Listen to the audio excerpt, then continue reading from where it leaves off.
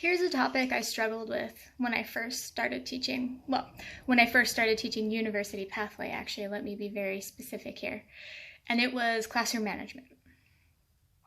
Now, when you have a classroom full of many different levels, many different ages, from many different cultural backgrounds, classroom management can be a challenge. And I remember taking all that on. I was like, oh, my students aren't gelling and these activities are not going very well, and when I open it up for discussion, they're not really saying anything, and everyone's like quiet, and I was like, my lesson must be terrible.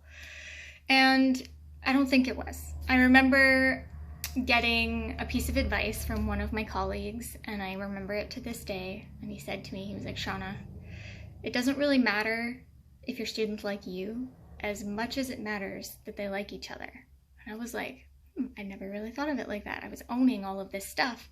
And so it made me concentrate on building this sense of community and building rapport in my classroom. And so when I think about classroom management strategies that work, my number one recommendation for teachers is build rapport.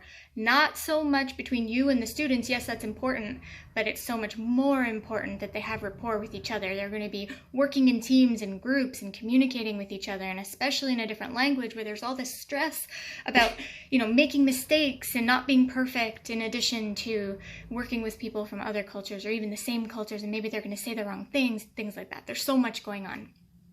So if you can find ways to build rapport with it for your students or give them the opportunity to build those relationships with each other, I think it's really going to help with classroom management. A specific strategy that I used was I would open every class with just some general get to know you questions, and I'd have them mingle around and talk that had nothing to do with the lesson and nothing to do with what they were going to be learning that day, but it was just let's get to know each other as humans.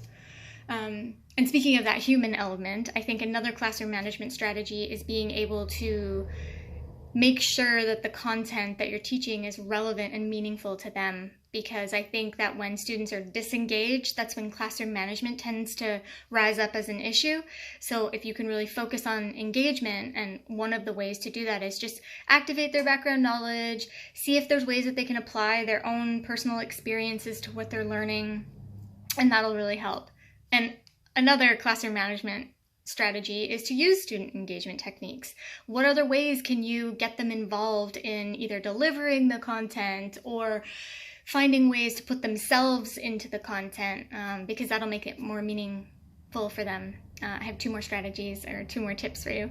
And the next one is catch them doing something right. And so I find, especially with language classes, we're there to point out mistakes and give correction and feedback and all of that. But I think it's equally important that we catch them doing something right and we tell them when we're doing something right. And I think that really helps, because, you don't want to be a Debbie Downer, right? Like, we don't want a really low morale in our class. And so I think that if we build students up, it'll help bring the energy up in the classroom as well.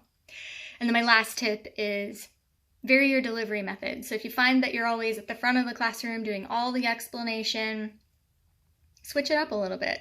How can you get students to do some of that and get involved in that? Or instead of, explaining it, is there a way that you can do like a teach test where you find out what they know about a topic and then tell them the things that they don't know, and maybe they'll have those aha moments.